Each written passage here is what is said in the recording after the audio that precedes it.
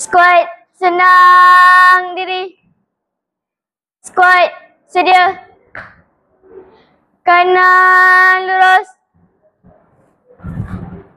Pandang depan. Squat, bergerak ke kanan. Kanan pusing. Dari kiri, cepat jalan. Hormat, hormat ke hadapan. Hormat.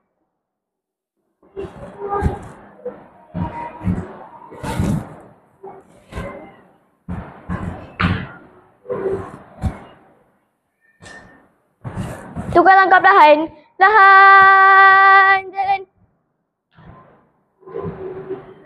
Tukar langkah cepat. Cepat jalan. Belakang pusing. Hentak kaki. Berhenti.